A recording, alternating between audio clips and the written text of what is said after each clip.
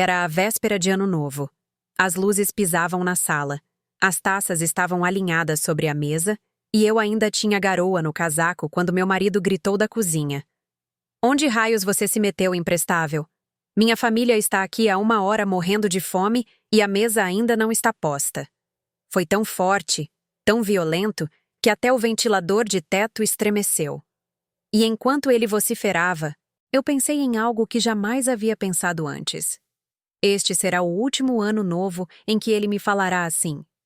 Minhas mãos ainda estavam frias pelo vento da rua, mas não foi o clima que me gelou o corpo, e sim os olhares de todos os presentes. A mãe dele com os lábios franzidos, a irmã dele com aquele sorriso de superioridade que levava décadas aperfeiçoando. O cunhado, que nem sequer disfarçou a risada. Meu marido parado diante de mim como um juiz que se sentia dono do meu destino. O curioso foi que pela primeira vez não senti vergonha, senti distância, como se eu tivesse me separado do meu próprio corpo para observar tudo de um ângulo mais alto. E antes de continuar, quero te convidar para algo especial. Inscreva-se no canal e deixe seu like. Assim eu sei que você valoriza este conteúdo e me diga nos comentários de que cidade você está me assistindo. Agora sim, continuemos. Ele deu um soco seco na mesa. As taças tiniram. Veja só como você chega, descabelada, toda bagunçada e quem sabe com que desculpa esfarrapada. Enquanto ele falava, eu seguia segurando a bolsa contra meu peito. Ninguém notou, mas dentro levava um envelope branco que havia mudado o rumo da minha vida havia apenas 2 horas.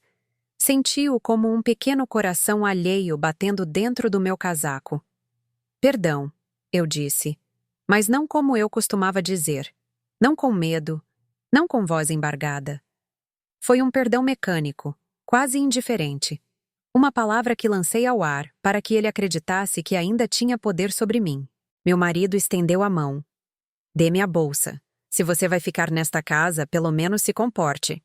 Eu recuei um passo quase imperceptível para qualquer um, exceto para ele. Vi em seus olhos um lampejo rápido, incômodo, uma pergunta muda. O que você esconde? Tentei tirar o casaco, mas ele o arrancou de minhas mãos. A família observava como se fosse um espetáculo anual, incluído no jantar. Senti o impulso de proteger minha bolsa, mas me mantive quieta. Quietude absoluta. Isso o desconcertou mais do que qualquer discussão. O que está acontecendo com você? Ele resmungou. Engoliu a língua? Não, não engoli. Simplesmente eu não a usaria mais para me defender.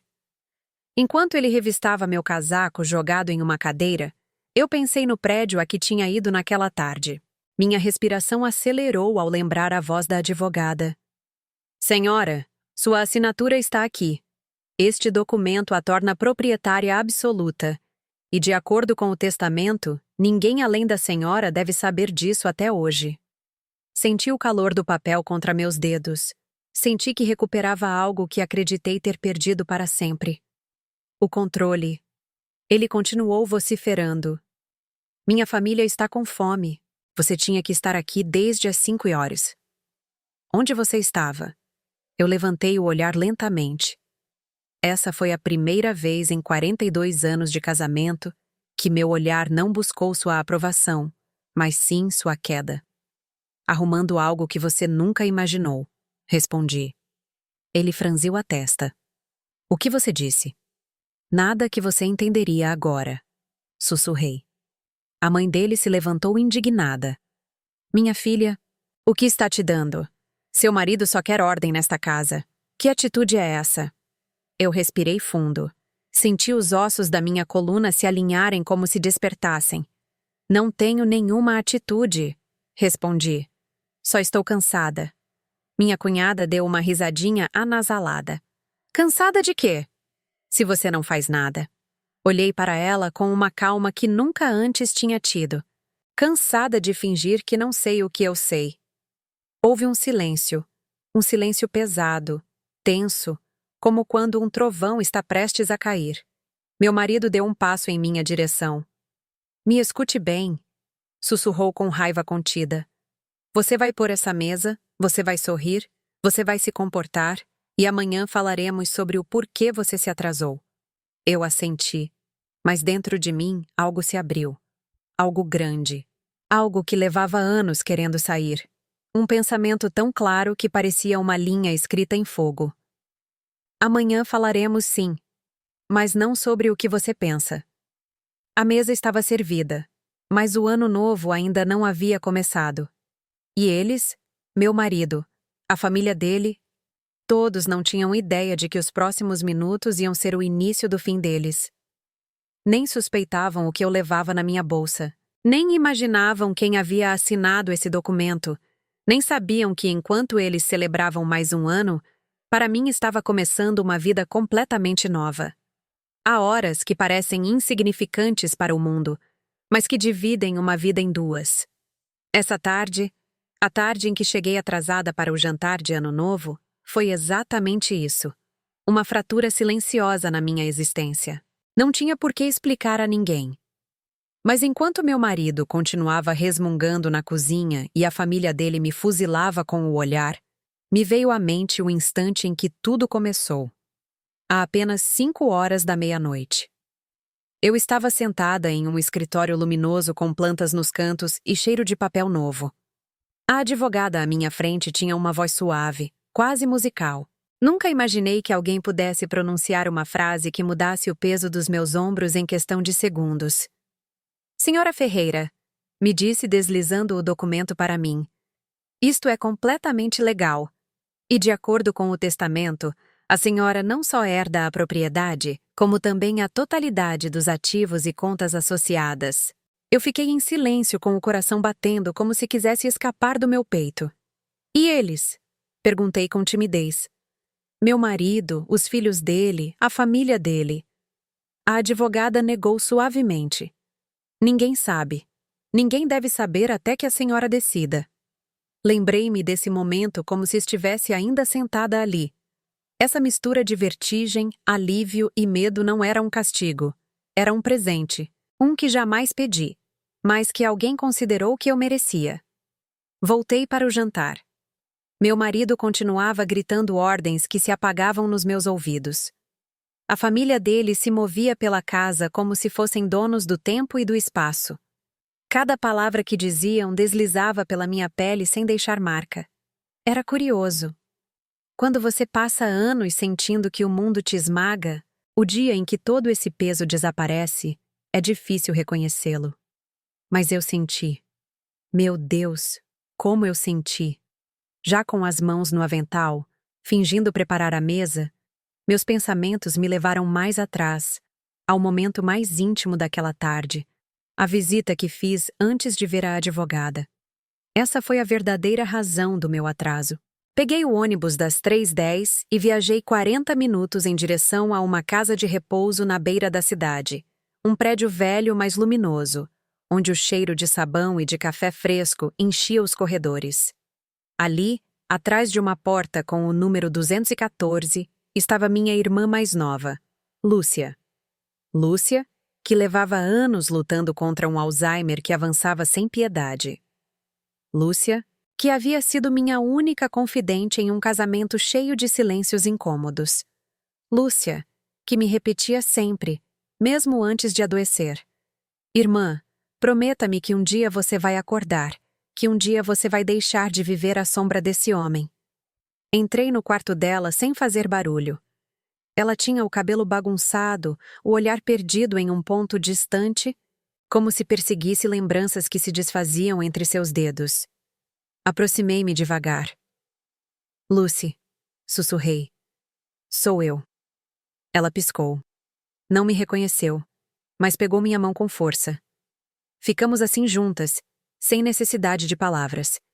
Foi nesse silêncio que decidi que aquela noite seria diferente, que já havia perdido coisas demais na vida. Juventude, ilusões, amores, oportunidades, mas não ia perder o que me restava, nem a mim mesma. Quando me despedi dela, a enfermeira me parou. Sua irmã recebeu uma carta há 3 semanas. Ela me disse. Estava endereçada à senhora. Entregou-me o envelope. Tinha uma caligrafia que reconheci no mesmo instante, a do primeiro chefe com quem trabalhei há 40 anos. Seu Manuel, fiquei gelada. Ele havia sido para mim um mentor, um pai, um aliado silencioso. Quando me casei, ele se afastou respeitosamente, mas sempre soube que continuava atento ao meu bem-estar. Abri o envelope com as mãos trêmulas. Dentro, encontrava apenas 2 linhas. Emília, cumpri minha promessa. Já é tempo. E um segundo envelope selado dirigido à advogada. Minhas lágrimas se misturaram com o vento frio da casa de repouso. Esse foi o percurso que me atrasou: visitar minha irmã, descobrir que esse homem que havia me protegido em silêncio tinha deixado algo para mim, e finalmente enfrentar o escritório onde uma advogada me disse que tudo o que meu marido havia construído com arrogância e abuso não lhe pertencia, porque nunca havia sido pago por ele, mas sim por mim, com meu trabalho, minhas economias, minha saúde e minha juventude. De volta em casa, meu marido quebrou meus pensamentos ao esmagar um copo contra a pia. Emília, você está surda? Eu disse para você pôr a mesa. Olhei para ele com uma calma que o desorientou. Vou pôr em um instante. Ele abriu a boca para gritar de novo, mas algo em meus olhos o freou. Aproximei-me da mesa lentamente. Escutei a mãe dele cochichar com a irmã. A cada ano ela está pior. Emília já nem serve para receber gente. Sorri pela primeira vez em toda a noite. Um sorriso tranquilo. Um sorriso de quem sabe algo que os outros ignoram. Um sorriso que anuncia tempestade, porque essa mesa não ia ser posta, não por mim, não naquela noite e muito menos depois do que estava para acontecer. Apertei minha bolsa contra o quadril, sentindo a borda do documento dentro. Esse pequeno pedaço de papel tinha o poder de derrubar o império psicológico que meu marido havia sustentado durante décadas. E eu o faria muito em breve. Não sei quando começou exatamente a me tremer a alma. Talvez foi quando olhei para meu marido e compreendi que ele já não tinha nenhum poder real sobre mim. Ou talvez foi quando escutei minha cunhada dizer com aquele tom que sempre usou para me ferir: Ai, mamãe, olhe como a Emília treme, sempre tão dramática.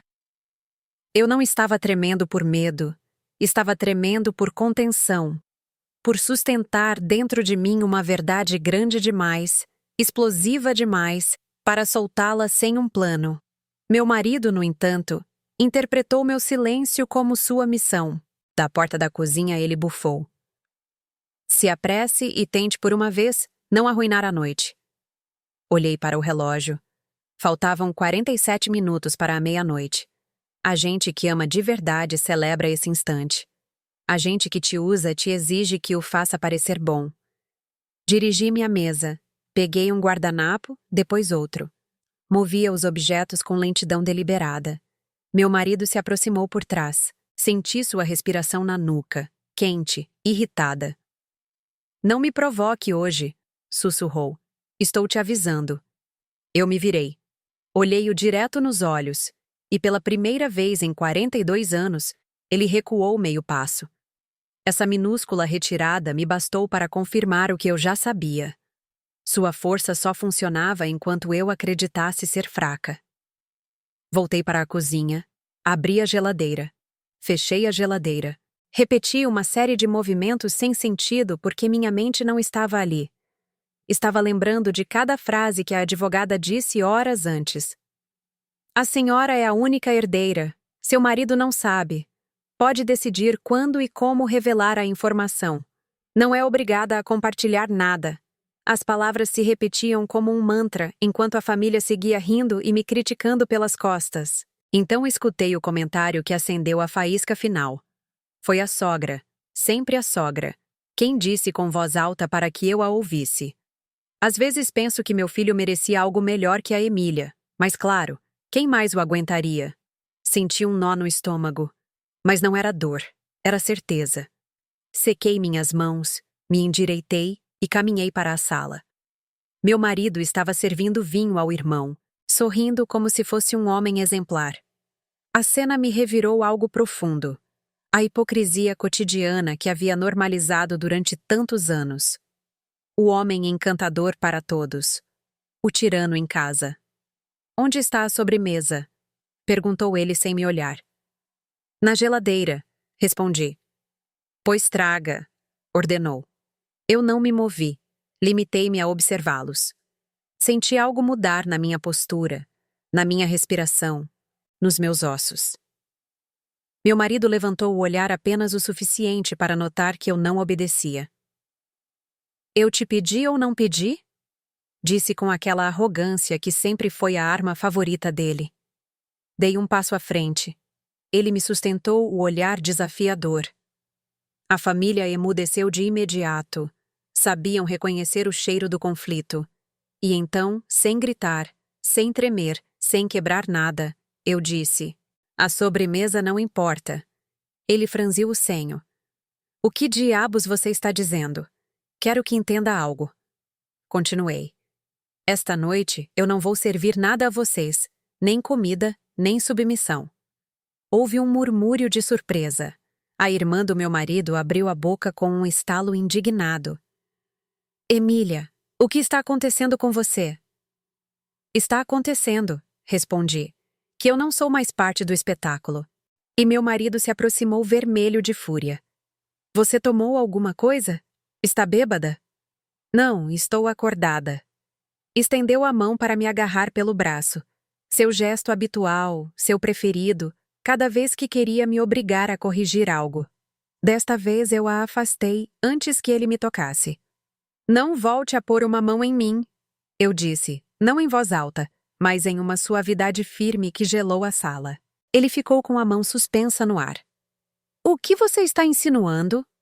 Nada, eu disse enquanto pegava minha bolsa. Estou afirmando.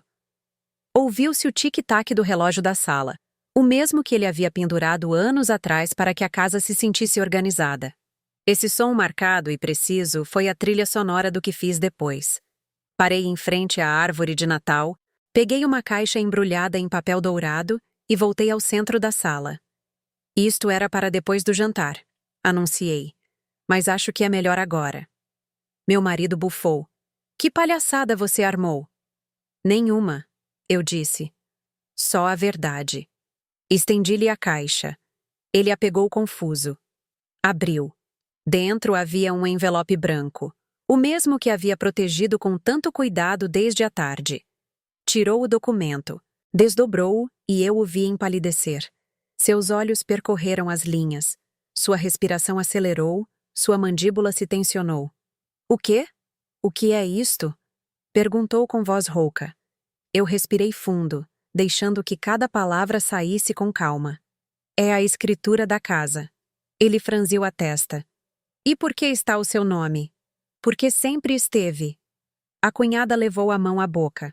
A sogra murmurou um insulto.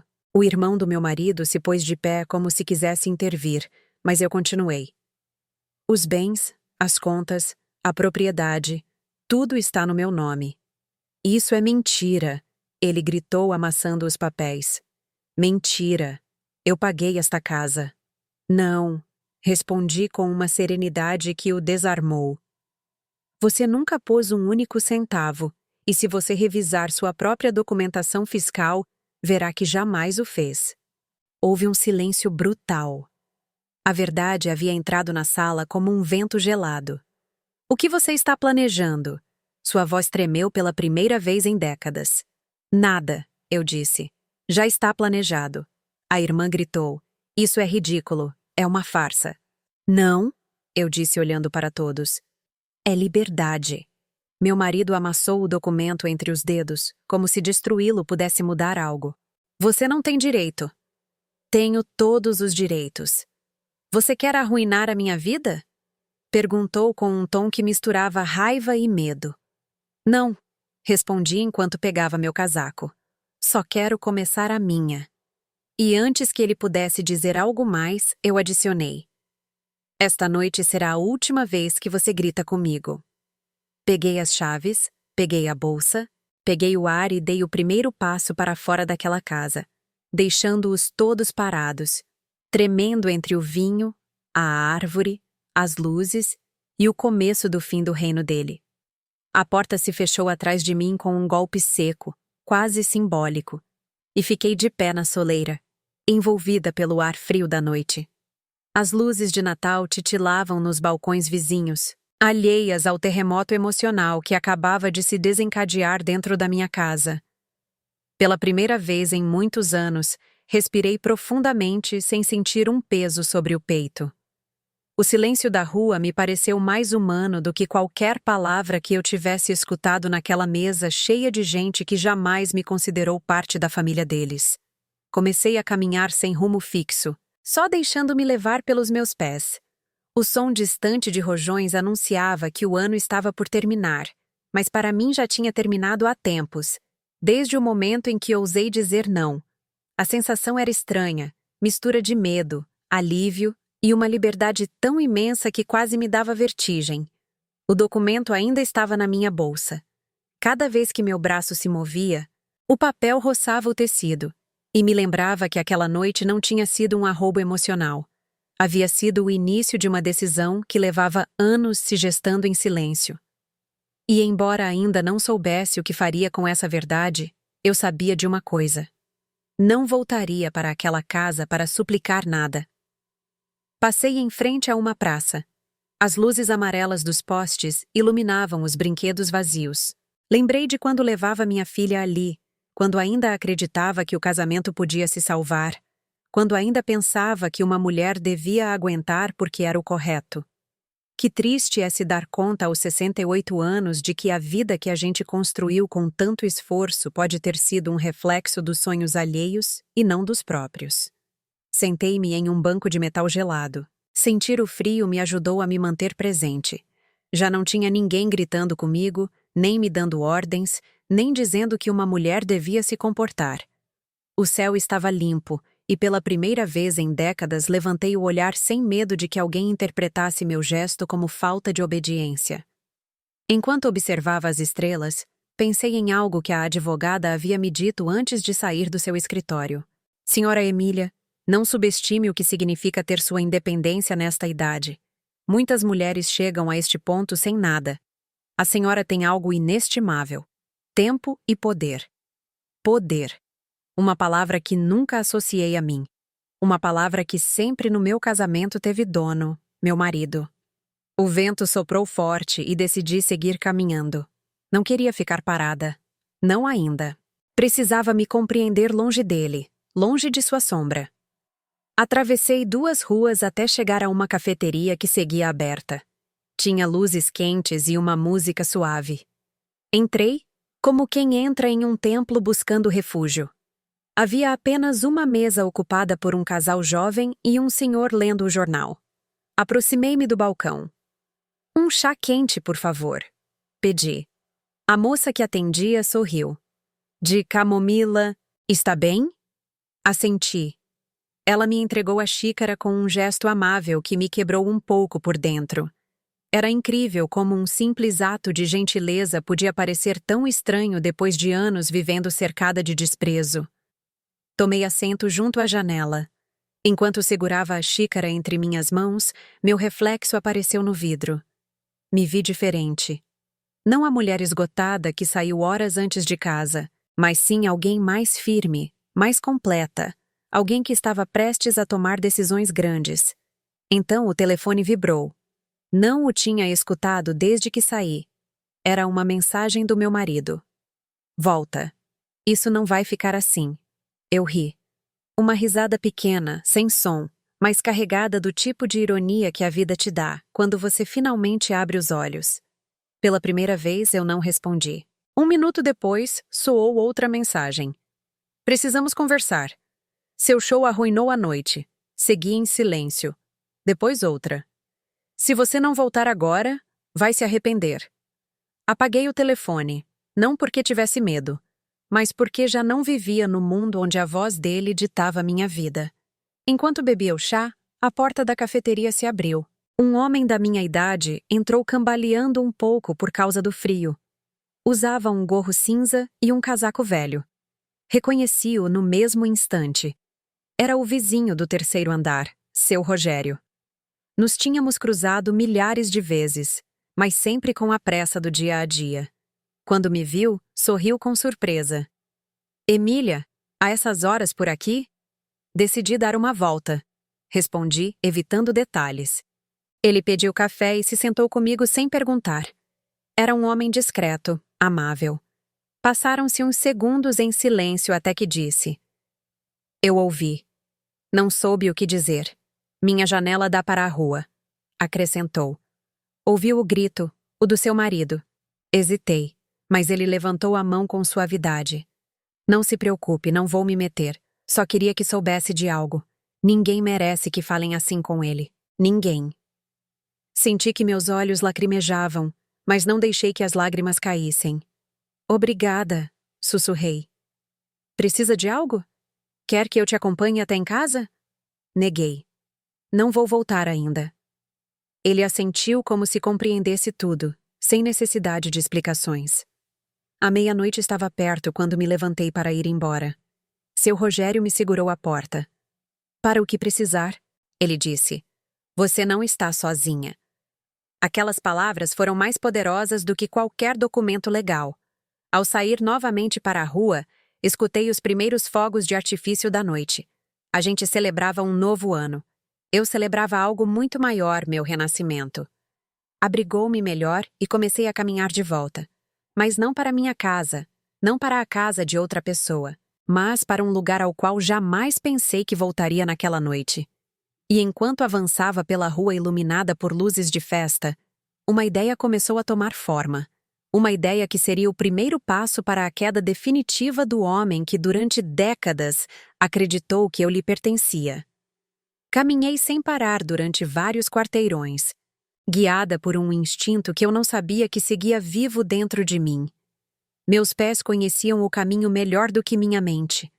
Havia passado tantos anos reprimindo meus próprios desejos, que agora, com o golpe seco da porta ficando para trás e o eco dos gritos do meu marido se apagando na distância, esse instinto despertou como um animal ferido que por fim encontrava uma saída. O ar estava gelado, mas eu caminhava leve. A cidade vibrava com preparativos para a meia-noite, risadas em balcões, cheiro de panetone, música que escapava de janelas entreabertas.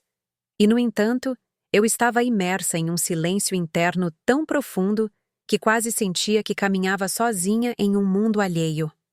Dobrei na esquina da Rua dos Ipês. Ali estava a moradia que não visitava há mais de 10 anos, a casa da minha mãe.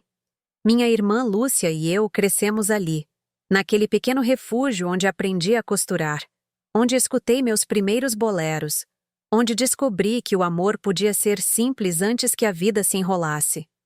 Desde que minha mãe morreu, a casa havia ficado fechada. Eu pagava os impostos, mantinha os reparos, mas jamais havia voltado. Não porque doesse, mas porque sempre havia alguém mais para atender. Um marido exigente, uma filha que precisava de ajuda, uma família política que reclamava meu tempo como se fosse deles. Aquela noite, no entanto, a chave encaixou na fechadura como se tivesse estado me esperando. A porta se abriu com um gemido suave. Um cheiro de madeira velha, de lembranças e pó luminoso me envolveu. Acendi a luz. A casa estava intacta, tal como a deixamos. Uma mesa redonda na cozinha, um sofá florido na sala, uma prateleira com fotografias amareladas. Fechei a porta atrás de mim e respirei. Pela primeira vez em décadas senti que estava em um lugar meu, um lugar que não me exigia nada. Um lugar que recordava quem eu havia sido antes de me converter na sombra complacente de um homem irado. Caminhei pela sala, passando os dedos pelos móveis. Em uma foto, minha mãe sorria com aquele gesto terno que se marcava em suas bochechas. Ah, mãe! Sussurrei. Finalmente estou fazendo o que a senhora queria. Sentei-me à mesa, apoiei a bolsa e tirei o documento. Estendi-o em frente a mim, como se fosse um mapa em direção a uma vida diferente, e enquanto o observava, algo dentro de mim se acomodou em seu lugar. Foi ali, naquela mesa velha onde compreendi que a casa onde havia vivido com meu marido nunca foi meu lar. Este sim, era.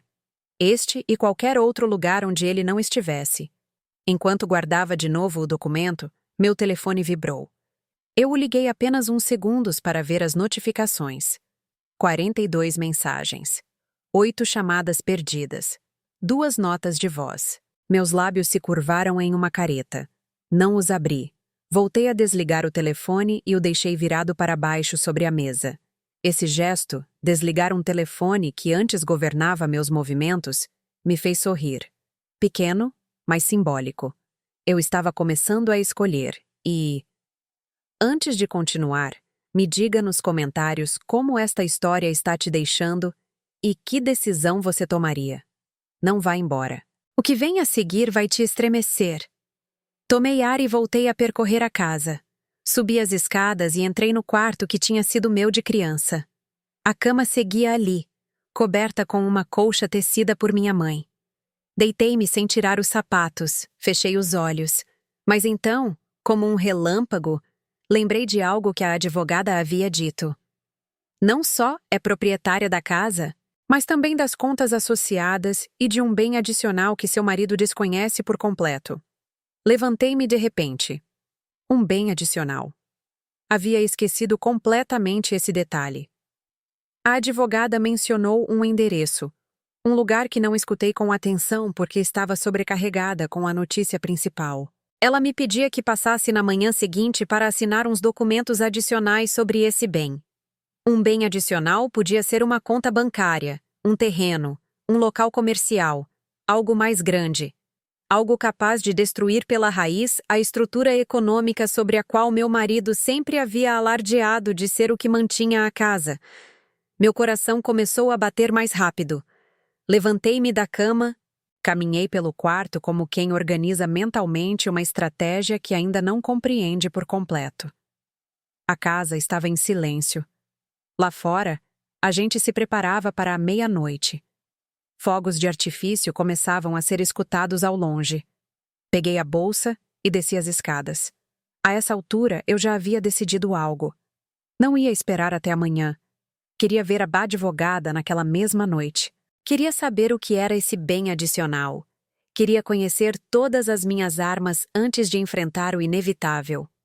Apertei o casaco contra meu peito, apaguei as luzes da casa da minha mãe e saí de novo para o frio. Enquanto caminhava para a avenida principal para pegar um táxi, uma ideia me atravessou como um raio.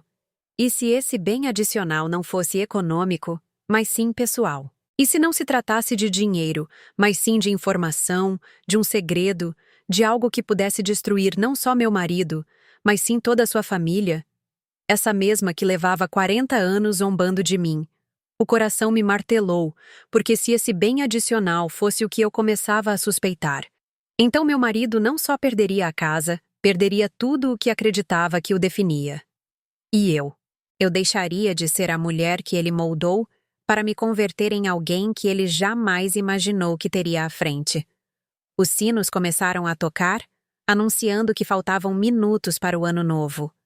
Eu já havia começado o meu. A avenida estava quase vazia, como se a cidade inteira contivesse o fôlego esperando a chegada do novo ano. Luzes douradas penduravam-se entre poste e poste. Algumas famílias riam em balcões. Outros vizinhos acendiam velas em frente às suas casas. Era uma noite que para muitos significava celebração. Para mim era uma fronteira invisível, o fim da minha vida anterior e o começo de uma que eu nem sequer sabia como nomear. Levantei a mão quando vi um táxi se aproximar. "Para qual endereço, senhora?" perguntou o motorista. Dei-lhe o endereço do escritório da advogada. Ele me olhou pelo retrovisor com um pouco de estranheza. "A estas horas fecha cedo, eu acho." "Ela me disse que estaria disponível", respondi, embora não fosse totalmente certo. O táxi arrancou. A cidade passava ao meu lado como um filme tingido de luzes natalinas. Enquanto avançávamos, meus pensamentos viajaram mais rápido que o carro.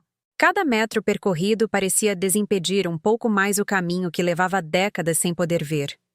Meu marido, a família dele, minha filha, eu mesma. Tudo se misturava como um quebra-cabeças do qual só agora eu começava a ver a imagem completa. Havia algo estranho em tudo isso.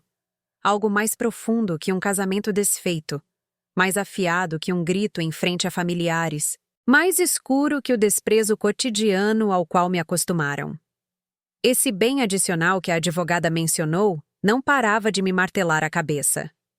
O táxi parou em frente ao edifício. As luzes do escritório estavam apagadas, mas no fundo do corredor via-se uma lâmpada acesa. Toquei a campainha com a esperança de não parecer uma louca desesperada. Após uns segundos, a porta se abriu. Senhora Emília, disse a advogada, ainda com o casaco posto. Eu sabia que a senhora viria. Perdão pela hora. Não se preocupe. Entre. Entrei. O aroma a madeira e papel recém-impresso enchia o escritório. Ela fechou a porta com chave e caminhou para a escrivaninha, onde havia uma pasta grossa, como se já estivesse me esperando.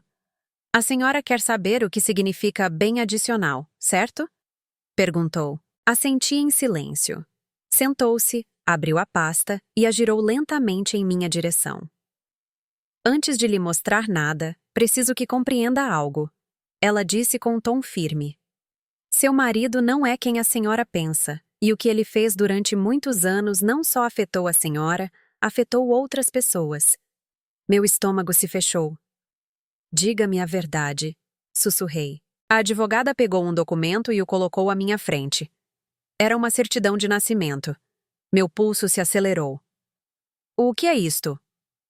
É o ponto de partida, respondeu ela.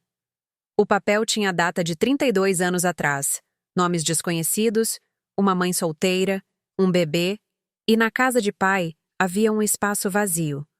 Seu marido, disse a advogada devagar, pagou durante mais de 20 anos para manter este documento oculto. Senti que o mundo parava. Um filho, consegui pronunciar. Um filho fora do casamento. Sim, confirmou ela. Mas isso não é o importante. Olhou-me diretamente nos olhos. O importante é o que ele fez depois que a mãe desse menino morreu. Fiquei imóvel. A advogada tirou outro documento, um contrato. Ele assinou a tutela temporária da criança durante 1 ano, sob uma identidade falsa. Prometeu que cuidaria.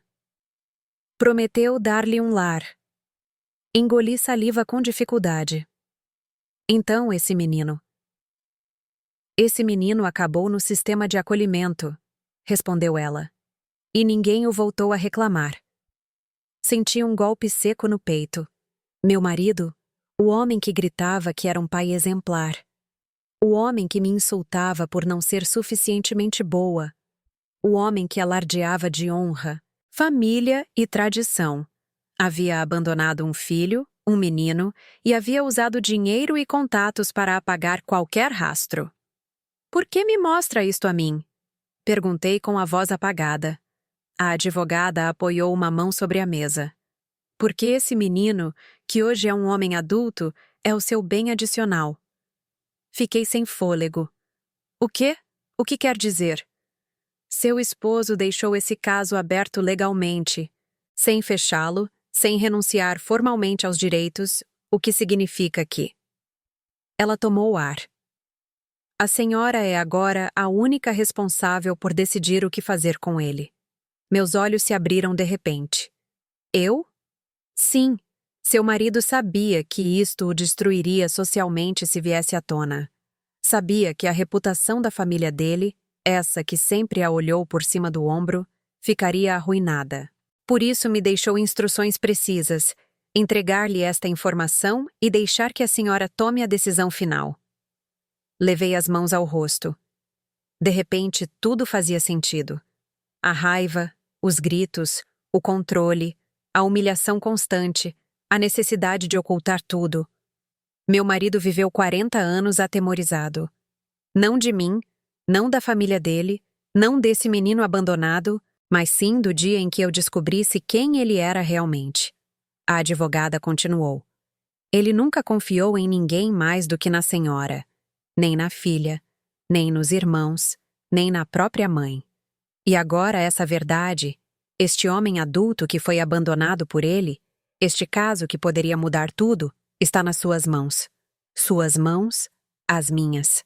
Pela primeira vez na minha vida, eu tinha um poder que ele jamais imaginou que eu teria. E esse poder podia destruí-lo ou absolvê-lo. A decisão, por fim, era minha. Fiquei olhando o documento sem poder me mover. O papel parecia pesar mais do que o ar inteiro da sala.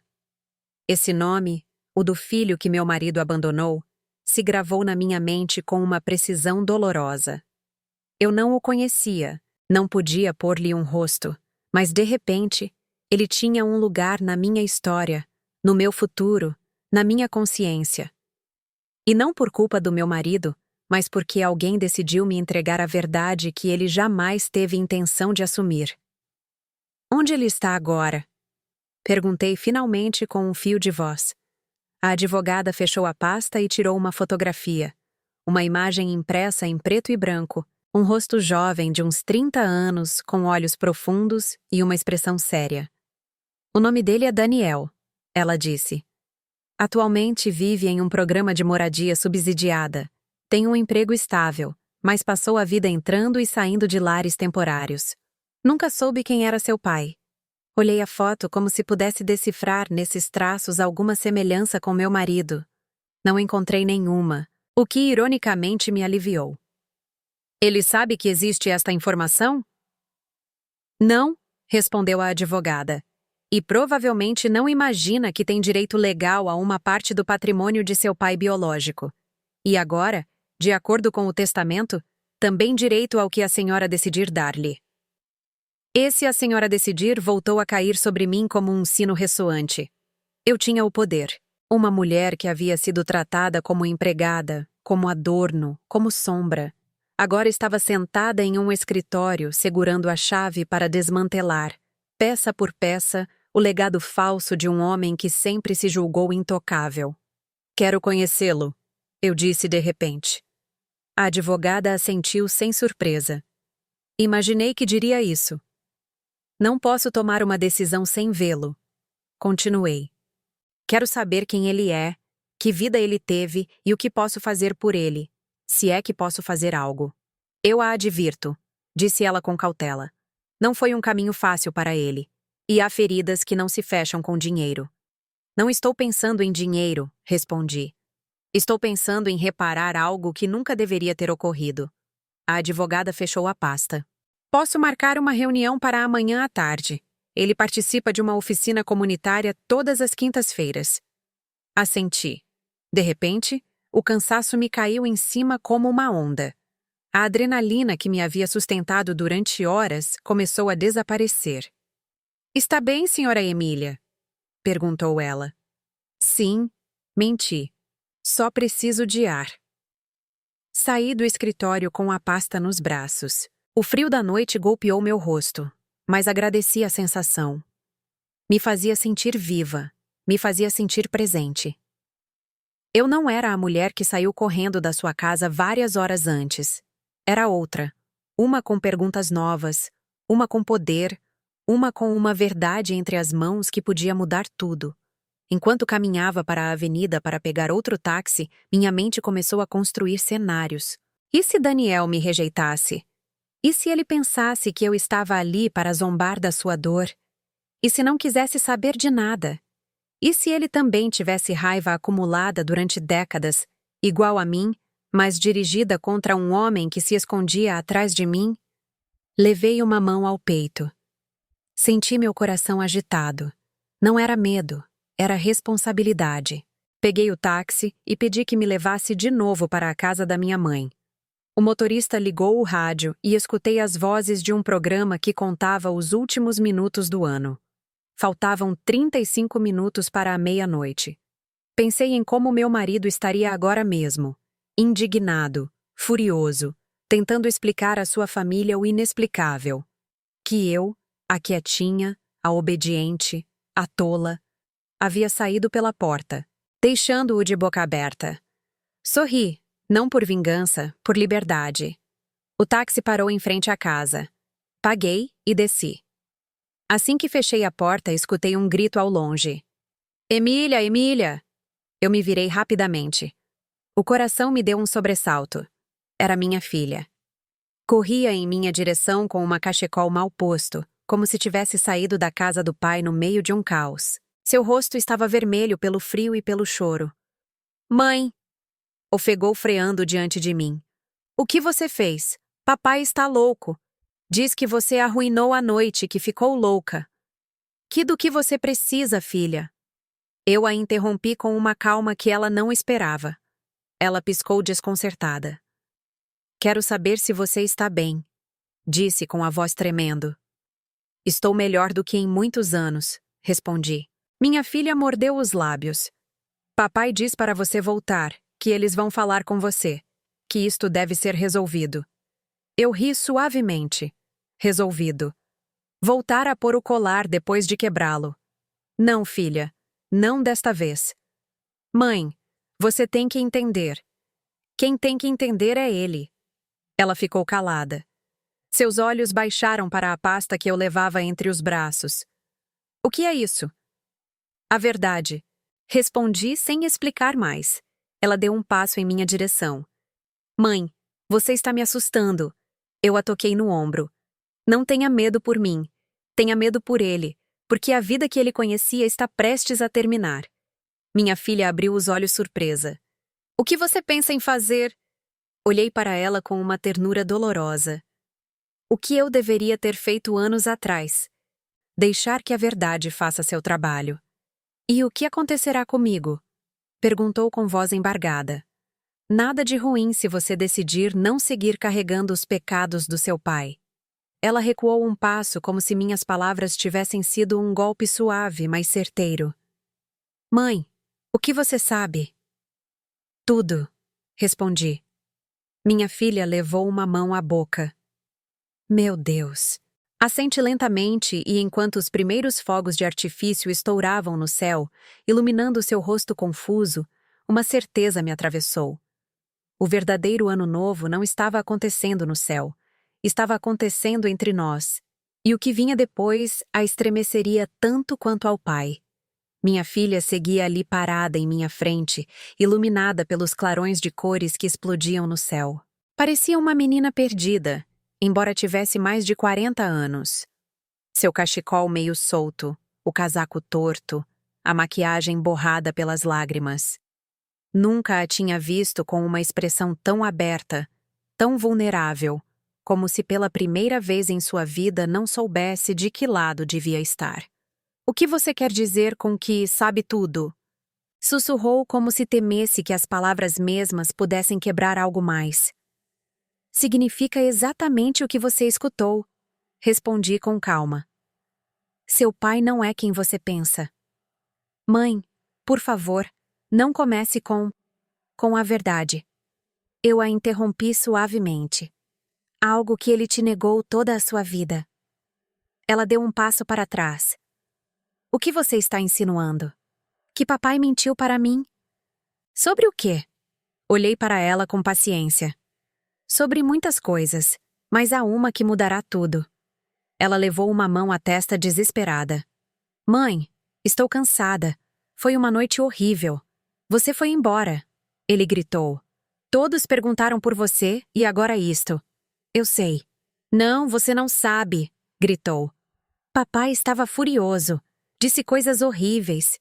Disse que você estava desequilibrada, que sempre foi ingrata, que sem ele você não é ninguém e que ia se arrepender. E você acreditou nele? Minha filha abriu e fechou a boca como se buscasse palavras. Não sei no que acreditar, admitiu com um sussurro. Aproximei-me e peguei sua mão. Filha, me escute. Se algo você deve lembrar desta noite é isto. Eu não tenho mais medo do seu pai. Ela engoliu saliva. Mas eu tenho. Sua confissão me atravessou como um espinho. Pela primeira vez, entendi que minha filha também havia sido moldada por ele. Talvez não com agressões ou gritos diretos, mas sim com silêncios, exigências, explosões de raiva disfarçadas de caráter forte. Eu absorvi o mais pesado, ela absorveu o que restava. Você não precisa temê-lo mais, eu disse. Nada do que ele é poderá se sustentar quando a verdade vier à tona. É verdade? Insistiu com a voz quebrada. Peguei a pasta que tinha debaixo do braço, abri, tirei a foto do homem de 32 anos, entreguei-a. Minha filha a observou, franziu a testa. Quem é ele? Minha voz foi suave. Seu irmão. Seu rosto mudou por completo. Primeiro incredulidade, depois rejeição, depois um medo profundo. Não, não, mãe. Você não pode dizer essas coisas. Papai jamais faria algo assim. Jamais fez? Eu disse, e minhas palavras não tremeram. Fez décadas atrás. E não só isso, ele o abandonou, escondeu e usou dinheiro para apagar qualquer rastro. Isso é impossível. É verdade, repeti. Tenho os documentos e você o sabe.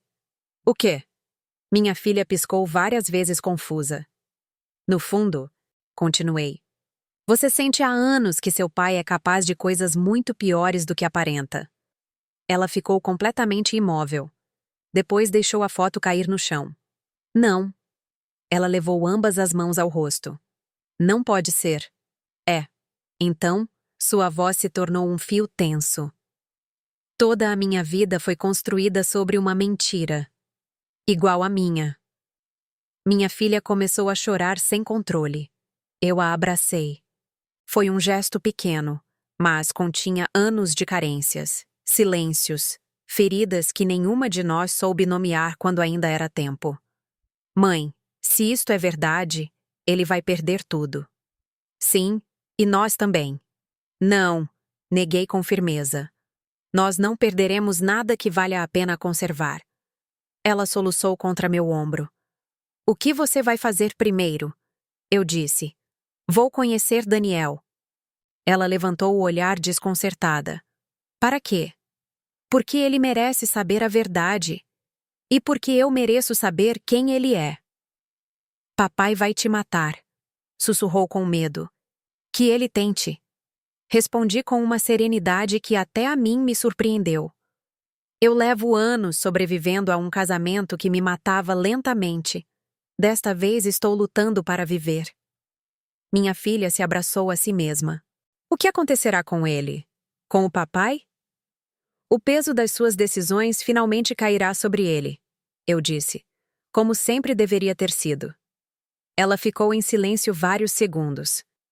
Posso ir com você quando conhecer esse homem? Perguntou de repente.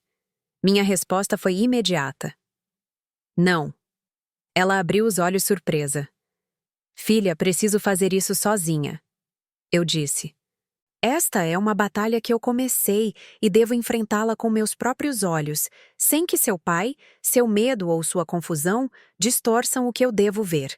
Minha filha baixou o olhar aceitando, mas depois acrescentei. Se Daniel quiser, vocês poderão conversar. Ela respirou aliviada. Então seu telefone vibrou. Olhou para a tela e empalideceu. É o papai. Está furioso. Diz que se eu não voltar agora mesmo, ele tira o carro e o dinheiro da conta conjunta. E filha? Eu a interrompi com um sorriso triste. Esse homem te fez acreditar que a segurança deve vir dele. Mas hoje, esta noite, meu amor, você está olhando para o futuro. Decida o que você quer fazer. Ela respirou fundo. Não vou voltar. Bem, eu disse. Mas posso ficar com você? Claro. Então olhou para a casa da minha mãe atrás de mim. Aqui. Aqui. Respondi com uma sensação inesperada de paz. Os sinos começaram a soar anunciando a meia-noite. Minha filha me pegou pela mão. Mãe, isto que estamos fazendo está certo? Olhei para ela com ternura. Eu não sei ainda. Mas depois de uma vida inteira permitindo que outros decidam por nós, já era hora de errarmos por conta própria. Fogos de artifício iluminaram o céu, e enquanto as cores explodiam sobre nossas cabeças, soube que a noite não estava terminada. O verdadeiro tremor, o que derrubaria os alicerces do homem que me humilhou durante décadas, apenas estava começando. Entramos na casa da minha mãe sem acender as luzes, como se temêssemos que qualquer claridade pudesse atrair de imediato a sombra do meu marido. Fechei a porta com chave dupla, algo que jamais havia feito naquele lugar. Minha filha me observou do portal, ainda tremendo, como se acabasse de escapar de um incêndio. Não posso acreditar em nada disto, sussurrou enquanto deixava sua bolsa na mesa. É como se de repente tudo tivesse virado de cabeça para baixo.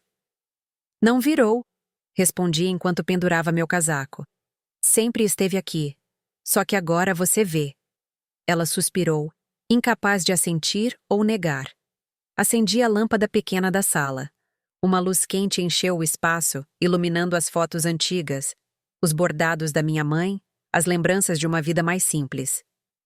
Mãe, disse minha filha olhando em volta. Nunca imaginei que terminaríamos aqui. Nem eu, admiti. Mas este é um bom lugar para começar de novo. Ela me olhou com os olhos cheios de uma mistura de medo e esperança que me apertou o coração. Você acha que papai virá nos procurar? Sim, respondi sem rodeios. Mas não hoje. Ele não se move sem estar certo de que tem vantagem. Agora mesmo está tentando entender o que aconteceu, o que eu tenho, o que eu sei e quem pode vê-lo. Quem? Perguntou. A família dele. Eu disse com um sorriso amargo. Ele está mais preocupado que os outros pensem que ele perdeu o controle do que em nos encontrar. Ela baixou o olhar. É verdade. Fui para a cozinha e pus água para esquentar. Minhas mãos faziam os movimentos de sempre, mas minha mente estava a quilômetros dali, no escritório da advogada, na foto de Daniel, no documento que me convertia em algo que eu nunca havia sido: independente. Mãe, eu a escutei dizer da sala. Você acha que papai sabia que Daniel existia? Apoiei as mãos no balcão. Ele sabia desde o primeiro dia. E como você pode ter tanta certeza? Virei-me para ela. Porque eu ouvi uma vez sem saber o que significava. Minha filha abriu os olhos surpresa. Escolhi 2 xícaras do armário e comecei a falar. Era 1993. Você tinha 9 anos e seu pai ia todas as quintas-feiras à tarde para o clube. Mas uma vez ele esqueceu a carteira em casa. Eu fui levá-la e quando cheguei ao estacionamento, eu o vi sair de um carro velho falando com uma mulher que chorava. Ela segurava um bebê. Minha filha cobriu a boca. O bebê, assenti. Ele o tinha nos braços por uns segundos. Depois devolveu-o a ela e lhe disse algo que eu não conseguia escutar. Quando me viu, quase gritou. Me disse que a mulher era uma funcionária que estava em apuros e que ele só estava ajudando. Eu acreditei nele. Oh, mãe! Nunca mais voltei a ver essa mulher, nem o menino, nem seu pai às quintas-feiras.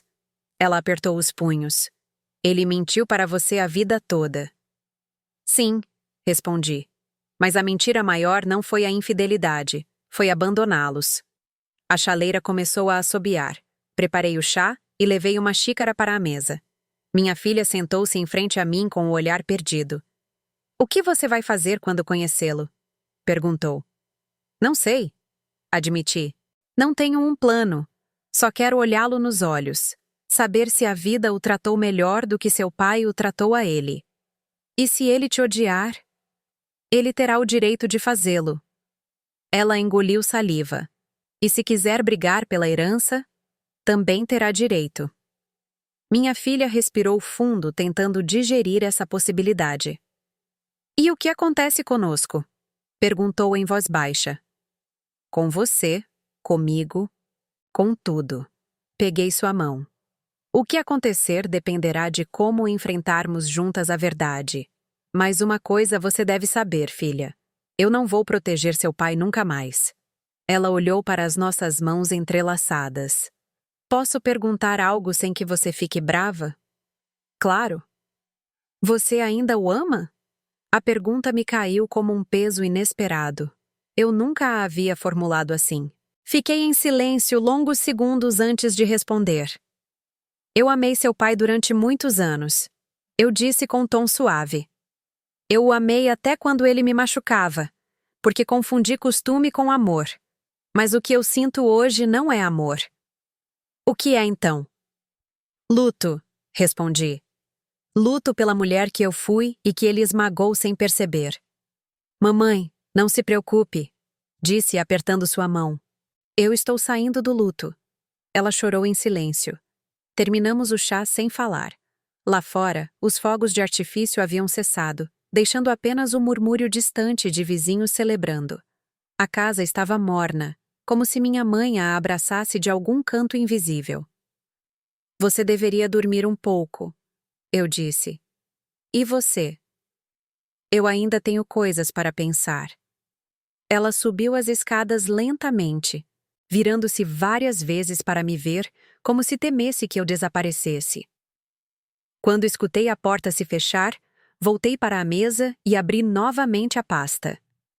A foto de Daniel olhou para mim como um lembrete, um filho abandonado, um segredo cuidadosamente enterrado, um homem que viveu sem respostas, e eu, segurando em minhas mãos a chave que podia abrir todas as portas ou fechá-las para sempre. Então pensei em algo que não havia considerado. Se ele descobrisse a verdade por mim, o mundo dele também se quebraria. Eu não era a única em risco. Eu não era a única que podia perder algo. Daniel também. Levantei-me e me aproximei da janela. A rua estava deserta, a noite silenciosa. O novo ano acabava de começar. E, no entanto, eu sentia que levava horas nascendo de novo. Então, escutei algo. Um motor, um carro se aproximando lentamente.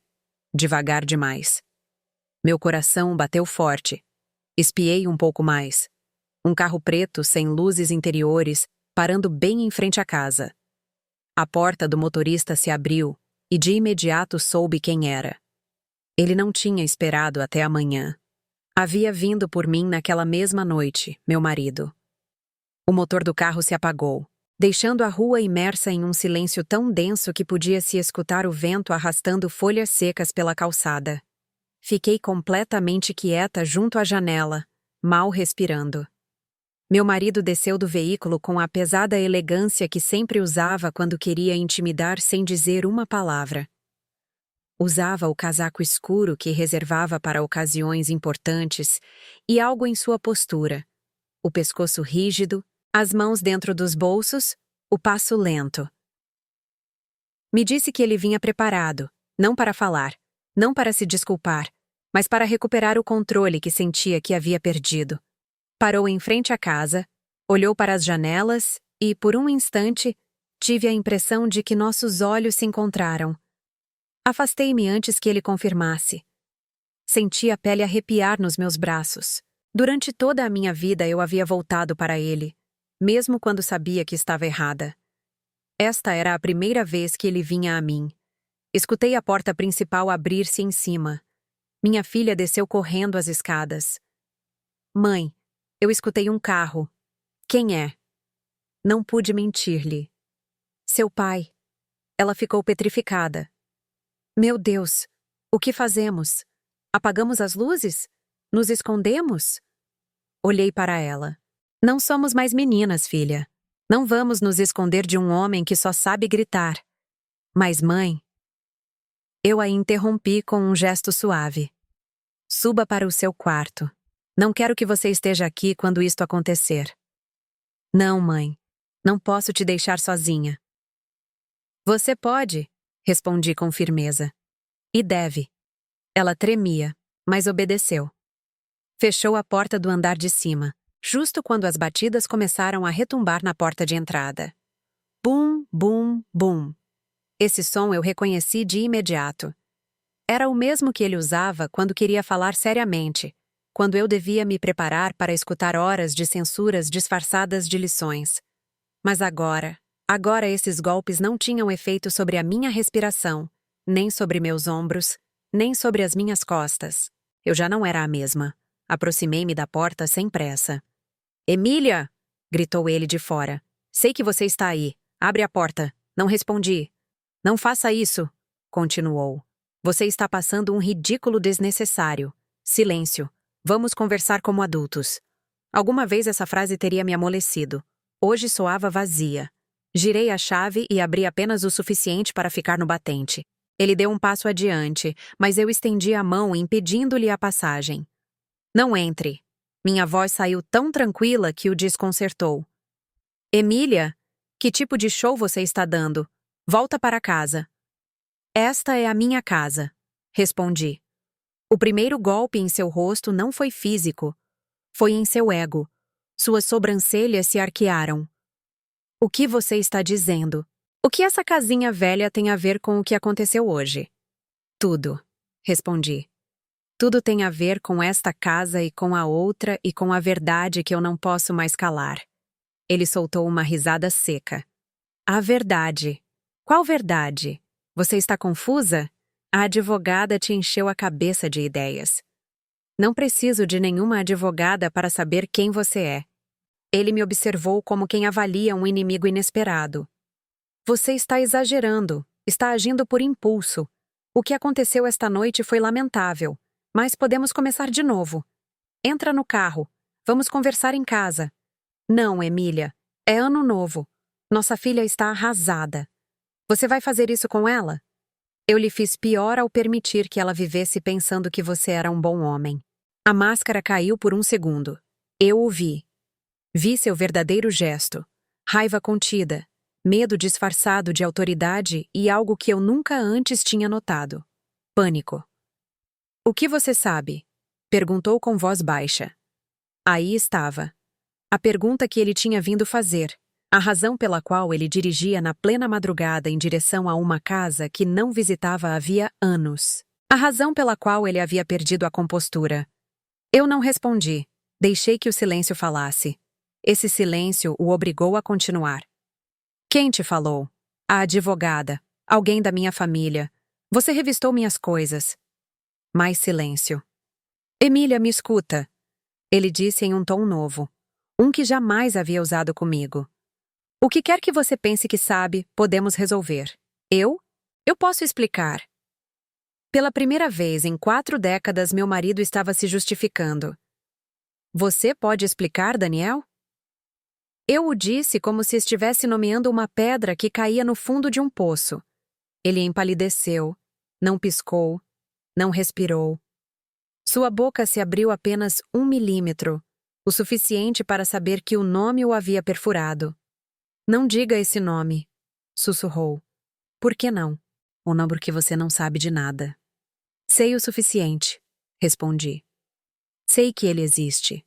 Sei que você o viu nascer. Sei que você o abandonou. Sei que você o escondeu. Sei que você pagou para apagar os registros. Sei que você o deixou nas mãos do sistema. Sei que você nunca mais voltou. Ele esfregou a testa com desespero. Você não entende nada. Então me explica, eu disse cruzando os braços. Não, aqui não. Não assim. Aqui, repeti. E assim. Ele respirou fundo, como quem tenta controlar um incêndio. Eu era jovem, começou. Foi um erro, uma aventura sem importância, um filho sem importância. Não funcionou. Eu tinha uma família, tinha uma reputação, tinha responsabilidades. Você tinha um filho, insisti. Ela queria dinheiro. Ele explodiu, me chantageou, me manipulou. Eu não podia permitir que ela destruísse tudo o que eu tinha construído. Então você destruiu uma criança, respondi, e uma mãe sozinha. Não diga isso, porque dói. Que curioso. Em mim doeu por décadas sem que você se importasse. Meu marido afundou o rosto nas mãos. Eu não sabia o que fazer. Você sempre soube o que fazer. Você escolheu o mais fácil, se apagar. Não foi assim, ele gritou. E como foi então? Eu não queria que isto arruinasse a minha vida. Então você arruinou a dele. Silêncio. Silêncio pesado. Silêncio final. Ele levantou a cabeça. Sua expressão já não era de autoridade, nem de controle, nem de orgulho. Era a expressão de um homem derrotado. O que você vai fazer, Emília? Respirei fundo. Vou fazer o que você jamais teve a coragem de fazer. E o que é isso? Olhá-lo nos olhos. Ele recuou um passo. Se você fizer isso, se o envolver, se abrir esse caso. O quê? Perguntei. O que você fará? Eu o desafiei com o olhar, mas ele não respondeu porque pela primeira vez em nossa vida ele não tinha nada com o que me ameaçar. Meu marido permaneceu ali de pé sob a luz tênue do poste, com o rosto desfigurado e os ombros caídos. Não parecia em nada com o homem que havia gritado em frente a toda a sua família horas atrás. Parecia menor, mais frágil, como se ao pronunciar o nome, Daniel eu tivesse arrancado a última pedra que sustentava sua fachada. Você não vai abrir esse caso, ele disse finalmente com voz baixa, quase inaudível. Você não pode decidir isso, respondi. Emília. Ele deu um passo em direção à porta. Você não entende o que vai acontecer se fizer isso. Claro que eu entendo, repliquei. Pela primeira vez na minha vida, eu entendo perfeitamente. Ele me olhou como se não me reconhecesse. Talvez fosse assim. Eu estava irreconhecível até para mim. Mas o que veio depois revelou algo ainda mais escuro dentro dele. Eu não faço isso por mim, disse, e sua voz quebrou de uma maneira estranha. Eu faço isso pela nossa filha. Não use a nossa filha para se proteger. Você não entende. Ele explodiu. Se esse homem aparecer, se a imprensa ficar sabendo, se meus irmãos falarem, nossa filha vai sofrer. Vão apontá-la. Nossa filha já sofre, eu disse em um sussurro. Sofre pela vida falsa que você a fez acreditar ser normal. Ele apertou a mandíbula. Ela não tem por que carregar isto. Nem Daniel, acrescentei. Aquilo o deixou sem ar. A raiva retornou ao seu rosto como uma onda inevitável. O que você pensa em fazer? Trazê-lo para morar com você. Colocá-lo na nossa vida, na nossa história. Nossa história está rompida há anos. A que está começando agora, serei eu quem vai decidir. Ele ficou calado. Algo em sua expressão mudou. Não era resignação. Era outra coisa. Algo mais perigoso. Se você seguir este caminho, ele disse devagar, não haverá volta. Exato, respondi. Finalmente você entendeu. Eu lhe fechei a porta na cara. Não foi uma batida violenta. Não foi um ato impulsivo. Foi um fechar lento, deliberado, definitivo. Escutei sua respiração acelerada do outro lado. Depois passos desajeitados. Depois o silêncio. Depois o carro ligando e se afastando na escuridão. Eu não me debrucei na janela. Não queria ver sua figura derrotada. Era suficiente escutá-lo ir embora, sem poder me arrastar atrás dele como tantas vezes ele havia feito. Subi as escadas. Minha filha estava sentada na cama abraçando seus joelhos. Quando me viu, levantou-se de repente. O que aconteceu? O que ele te disse? Nada que mudasse a minha decisão, eu lhe respondi. Ele se foi. Sim. Ele voltará? Claro que voltará, eu disse com honestidade. Um homem como ele não aceita uma derrota tão facilmente. Ela negou com a cabeça chorando. Eu tenho medo, mãe. Eu a abracei. Eu também tenho medo, confessei. Mas o medo não significa que não possamos avançar. Ficamos assim vários minutos. Pouco a pouco sua respiração se tornou mais tranquila. Você pode ficar comigo esta noite? Perguntou. Com certeza. Nos deitamos na cama da minha infância. O quarto estava quieto, quase sagrado. Minha filha se acomodou ao meu lado como quando era pequena, e vinha correndo depois de um pesadelo. Mas naquela noite não era um pesadelo o que a perseguia, mas sim a ideia de que seu pai não era o herói que sempre imaginou. Mãe, sussurrou na escuridão. Como você aguentou tanto? A pergunta me atravessou. Tantos anos, tantas feridas, tantas oportunidades perdidas. Eu não sei, admiti. Talvez porque eu acreditei que não tinha outra opção. E agora você tem. Agora eu sei que sempre a tive. Respondi. Eu só precisava abrir os olhos. Ela suspirou. Eu quero ser forte como você. Você já é forte, eu lhe disse acariciando sua testa. Você só precisa parar de ter medo do barulho que a verdade faz. Ficamos em silêncio. Lá fora, o céu começou a clarear. Era estranho. Eu não sentia sono. Sentia vida. Quando os primeiros raios do amanhecer cruzaram a janela, Minha filha já dormia esgotada depois de tantas emoções acumuladas. Levantei-me com cuidado para não a acordar e desci para a cozinha. Acendi a luz fraca e preparei café. O aroma encheu o ar como uma carícia. Abri a pasta mais uma vez e observei a foto de Daniel. Havia algo em seu olhar. Mesmo naquela imagem fria e recortada que parecia falar comigo, não de maneira literal, claro, mas sim como uma presença silenciosa que pedia algo que eu não sabia nomear. Uma oportunidade, uma explicação, um reconhecimento, justiça, talvez. Enquanto tomava um gole de café, escutei passos lentos nas escadas. Minha filha entrou na cozinha esfregando os olhos. Eu não consegui continuar dormindo. Ela disse. Eu imaginei. O que você vai fazer hoje? Sorri com suavidade. Vou conhecê-lo. Ela engoliu saliva. Você quer que eu te leve?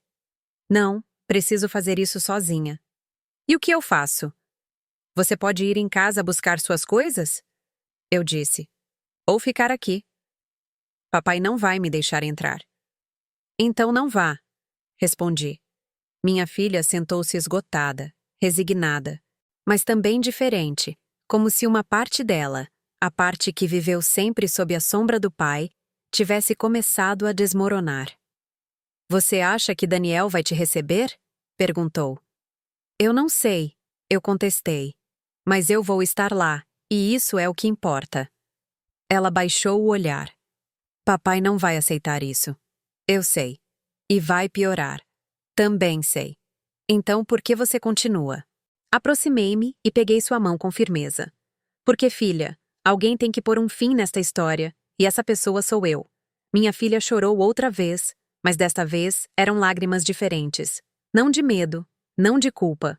Eram lágrimas de uma verdade que por fim começava a se libertar. O sol terminou de aparecer por completo, e soube que a parte mais difícil do caminho estava prestes a começar. Ao meio-dia, depois de uma manhã longa e silenciosa, peguei meu casaco e guardei a pasta dentro da bolsa. Minha filha insistiu em me acompanhar até a esquina, mas eu lhe pedi que ficasse. Eu não queria que ela se misturasse com um processo que ela ainda não entendia e que também não devia carregar. Ela assentiu com uma mistura de medo e admiração. Seus olhos me seguiram da janela enquanto eu caminhava em direção a um destino que havia esperado 32 anos para se revelar. O endereço da oficina comunitária estava escrito na pasta, um edifício simples em uma zona tranquila, rodeado de árvores despidas pelo inverno. Caminhei devagar, como se cada passo fosse uma forma de preparar a alma para o que estava por vir. Sentia o pulso na garganta, sentia o ar frio entrando nos meus pulmões como agulhas, sentia responsabilidade. Quando cheguei, um grupo de pessoas saía pela porta principal, jovens, adultos, voluntários, carregando materiais. Alguns se despediam com risadas, outros simplesmente caminhavam com o olhar perdido, como quem está aprendendo a se sustentar por seus próprios meios. Busquei entre os rostos um que coincidisse com a foto. Não o vi. Entrei no edifício. Um homem na recepção levantou o olhar. Posso ajudá-la? Procuro Daniel, eu disse. E minha voz soou mais trêmula do que eu esperava. Ele assentiu. Está na sala 3. Se quiser, posso levá-la. Não, obrigada, respondi. Posso encontrá-lo. Caminhei por um corredor estreito com cheiro de tinta velha e café. Uma porta estava entreaberta. Escutei vozes masculinas. Aproximei-me e olhei pela abertura. Um homem jovem com cabelo escuro e expressão séria organizava umas ferramentas sobre uma mesa. Ele usava um suéter cinza e jeans gastos. Tinha as mãos grandes, fortes, mas sua postura era tensa, como se a vida o tivesse ensinado a não confiar por completo na calma. Era ele, Daniel. Fiquei no batente uns segundos, sentindo que o coração batia nas minhas têmporas. Então bati na porta suavemente. Ele levantou o olhar. Seu olhar se chocou com o meu e algo, um reconhecimento que não podia ser real, mas se sentiu como tal, se acendeu entre nós. Sim? Perguntou com cautela. Olá, Eu disse, avançando um passo. Você é Daniel? Ele franziu a testa, desconfiado. Quem está me procurando? Meu nome é Emília, respondi. Preciso falar com você. É importante. Ele limpou as mãos na calça. Eu a conheço? Não, eu disse. Mas deveria. Ele ficou me observando, não como quem tenta ser educado, mas sim como quem analisa cada detalhe para detectar perigo. Esse gesto me doeu mais do que eu esperava. Ele havia aprendido a sobreviver igual a mim. Tenho 1 minuto, ele disse finalmente. Se é algo sobre doações, posso te dar o contato. Não, sussurrei. Não é isso. Tirei a pasta lentamente e coloquei sobre a mesa o documento que iniciava tudo. Ele o olhou e seu rosto se endureceu. O que é isto? Perguntou com tom defensivo. Sua certidão de nascimento, eu disse. E uma história que ninguém teve a coragem de te contar. Ele deu um passo para trás como se tivesse recebido um golpe. Eu não entendo quem é você. A esposa do homem que te abandonou, respondi. Sua expressão passou do desconcerto à raiva e depois a algo muito mais profundo. Incredulidade. Não, isto é uma piada. Uma piada de mau gosto. Eu gostaria que fosse, eu disse contendo minhas emoções. Mas é a verdade. Ele pegou o documento com as mãos trêmulas. Minha mãe me disse que meu pai nunca quis saber de mim. Sim, que ela tentou contatá-lo, mas ele a rejeitou. Completei com suavidade. Daniel apertou a mandíbula. Por que você vem agora? O que você quer de mim? Eu quero te dar o que ele nunca teve a coragem de te dar. A verdade. Daniel se virou, caminhou uns passos com as mãos sobre a cabeça e depois voltou para mim. E onde está ele? Perguntou com um fio de voz. Eu não sei neste momento, eu disse, mas provavelmente me procurando. Está te procurando? Sim, por isto, por tudo. Daniel se apoiou contra a mesa. Seus olhos, tão parecidos com os do meu marido na forma, mas tão diferentes na essência, brilharam com uma mistura de fúria e tristeza contida por anos demais. O que você quer de mim? Nada, repeti com firmeza. Eu não venho te pedir nada, nem perdão em nome dele, nem compreensão, nem contato. Só vim te olhar e te dizer que não foi culpa sua. Ele piscou várias vezes. Como se essas palavras lhe fossem impossíveis de processar. O que eu ganho com isto? Uma escolha. Eu disse. Uma que ele te negou. Que escolha? Decidir se você quer saber quem ele foi ou se prefere fechar esta história para sempre. Daniel respirou fundo. E você? O que você ganha vindo aqui? Fiquei em silêncio. A resposta era tão simples que doía. A liberdade de não seguir protegendo os segredos dele. Daniel desviou o olhar para a janela. Minha mãe morreu acreditando que eu não valia nada. Disse que o homem que me gerou jamais se dignou a me ver. Não foi culpa dela, sussurrei. Nem sua. Ele se voltou para mim com uma pergunta no olhar. Uma pergunta que golpeou mais do que todas as anteriores. Por que você sim veio? Respirei fundo. Porque eu sobrevivi a esse homem e você também.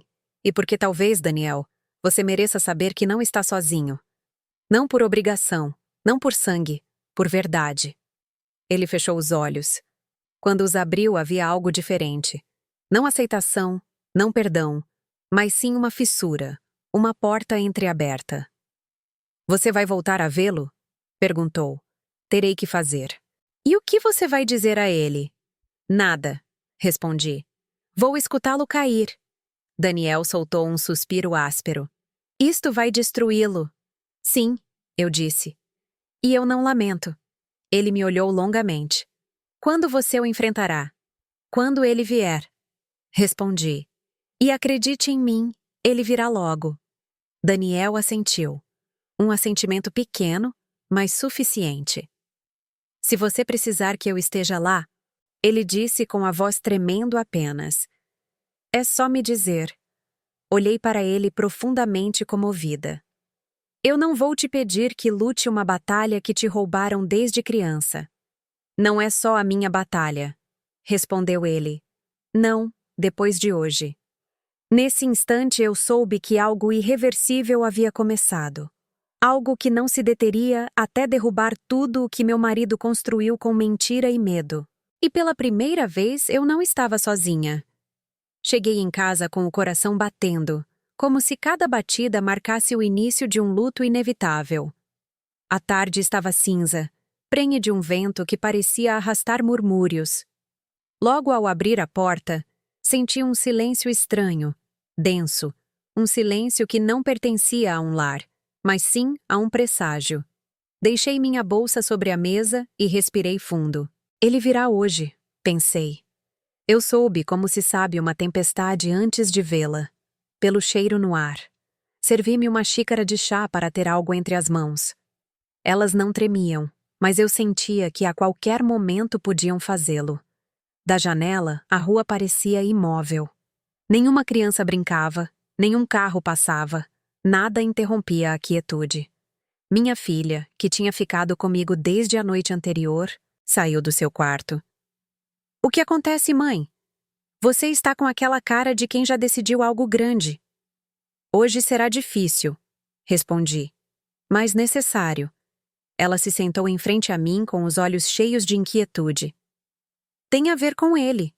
Assenti. Minha filha baixou o olhar. Você quer que eu esteja com você? Não. Eu lhe disse com suavidade. Esta batalha é minha. Ela apertou minhas mãos. Mas eu não quero que ele te machuque mais. Ele não pode me machucar onde eu já não vivo. Às 6 em ponto a campainha tocou. Minha filha e eu nos olhamos.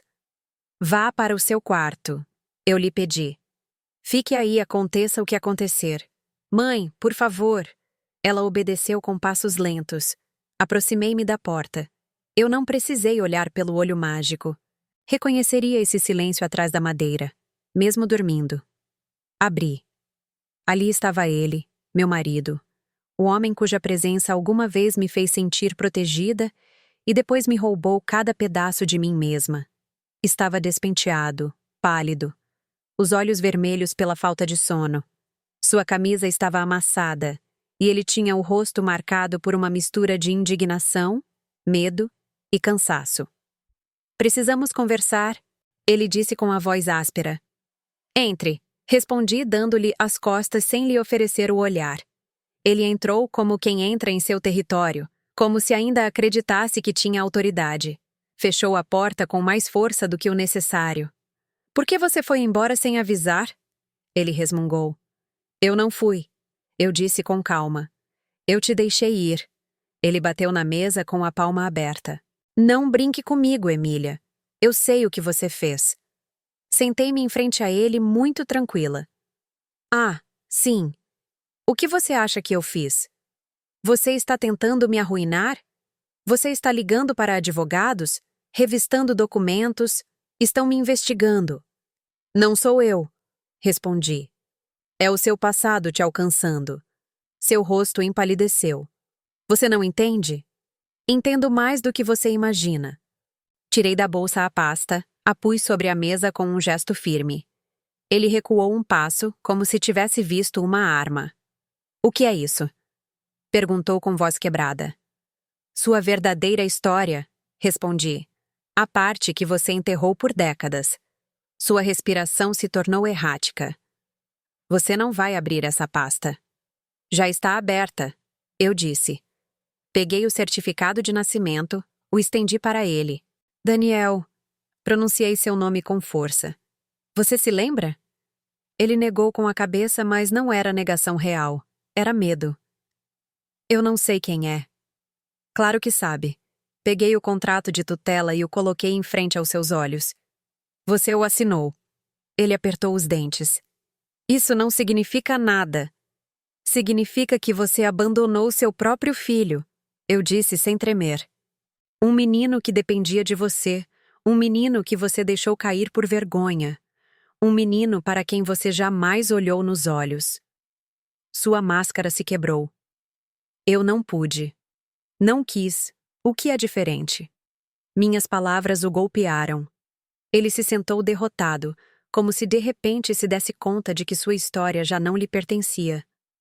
"O que você vai fazer?" perguntou com um fio de voz. "Nada", respondi. Ele levantou o olhar, incrédulo. "Nada. A verdade já te destrói sozinha." Então sua voz se tornou aguda, quase histérica. "Esse rapaz quer me arruinar." "Daniel não quer nada", eu disse. "Nunca pediu dinheiro, nunca pediu reconhecimento, só pediu para existir sem carregar sua sombra." Ele passou as mãos pelo cabelo. "Você vai tirar tudo de mim." "Eu não te tirei nada. Você perdeu quando decidiu que mentir era mais fácil do que assumir." Sua respiração se cortou. Seus olhos se encheram de uma fragilidade que eu nunca tinha visto nele. "Emília, por favor, não permita que isto venha à tona." "Não está em minhas mãos", respondi com sinceridade. "Por favor", gritou ele, caindo de joelhos. Ver um homem tão soberbo suplicar não me gerou satisfação, mas sim uma clareza dolorosa. Ele não chorava por culpa, não chorava pelo filho abandonado. Chorava por si mesmo.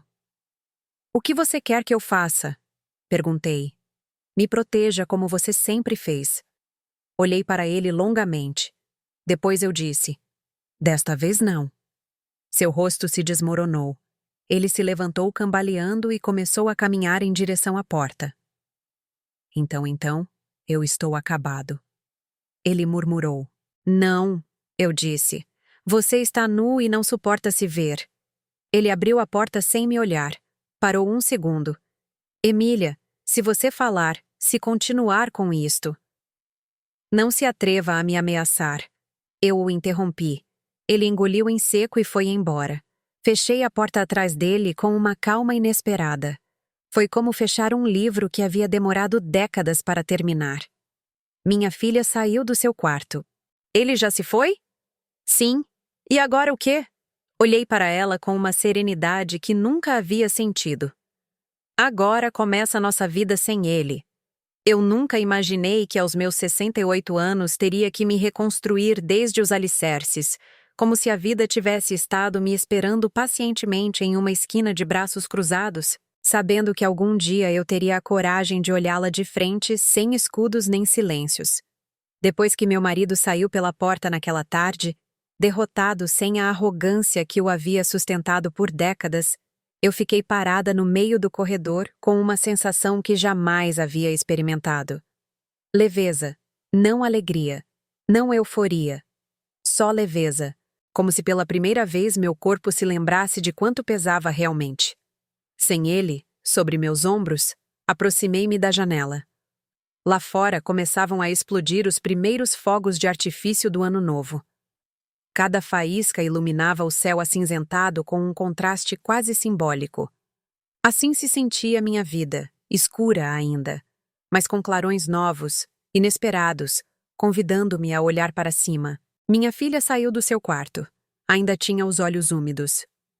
"Você está bem, mãe?" perguntou.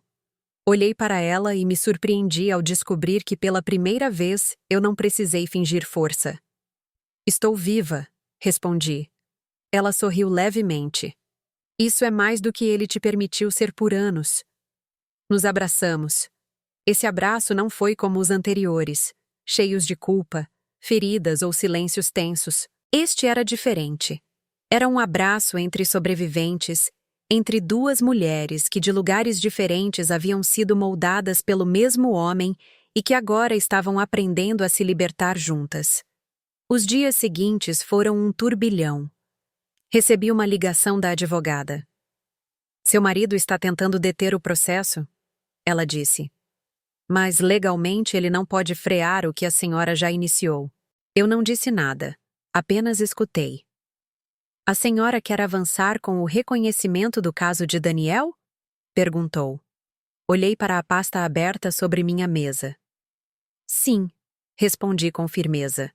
"Eu quero fazer isso direito, sem medo." Daniel veio me buscar naquela noite para conversarmos. Senti nervosismo, como se estivesse prestes a enfrentar uma parte desconhecida da minha história pessoal. Quando o vi na porta, Tive a impressão de que ele também havia envelhecido 1 ano em apenas umas horas. Posso entrar? Perguntou com uma voz mais suave do que antes. Claro.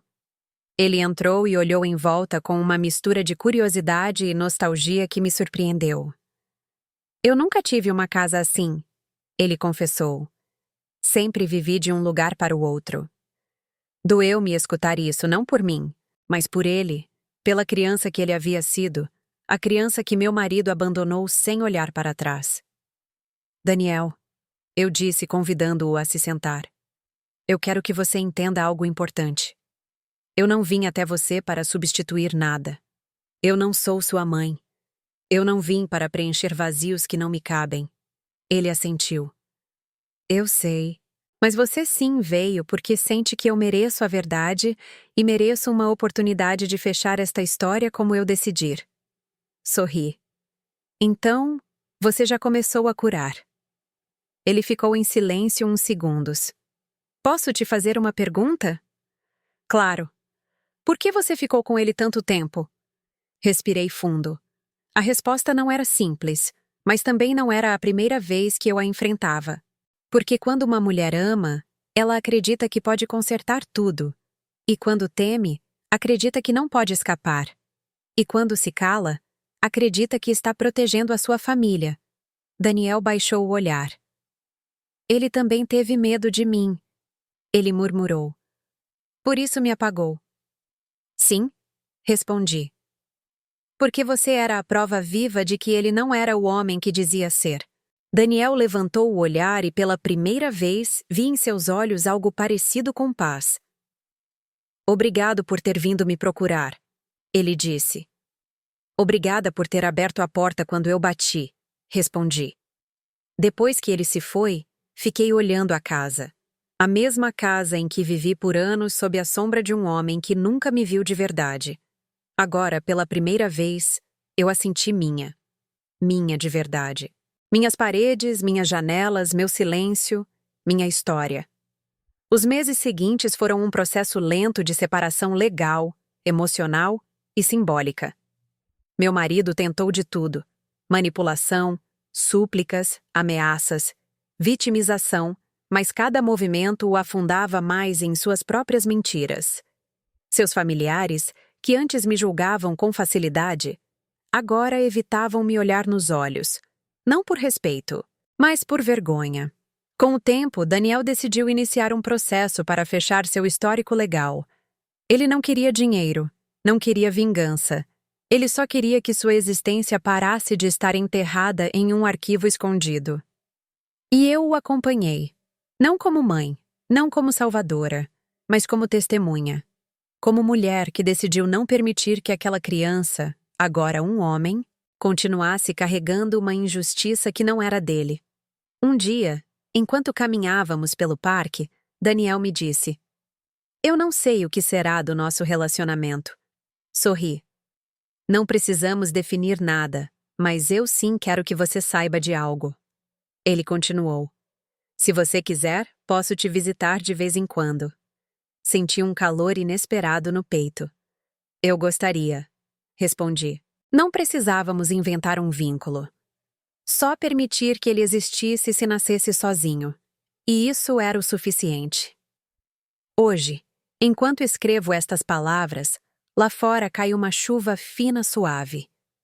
Minha filha cozinha na cozinha e me pergunta o que eu quero para o jantar. Daniel passará amanhã para deixar uns papéis. Eu preparo meu jardim para a primavera. A advogada me envia mensagens para saber como eu estou. Eu estou bem, estou tranquila e, sobretudo, estou livre. Minha história não terminou com ele. Começou quando ele se foi. Obrigada por me acompanhar nesta jornada tão profunda e tão humana. Se esta história tocou seu coração, te convido a se inscrever no canal e deixar seu like. Assim eu sei que você valoriza estes relatos que eu preparo com tanto carinho. Conte-me também de que cidade você está nos assistindo, o que você achou da história e o que você teria feito no meu lugar. Eu adoro ler cada comentário, de verdade. Até a próxima história. M.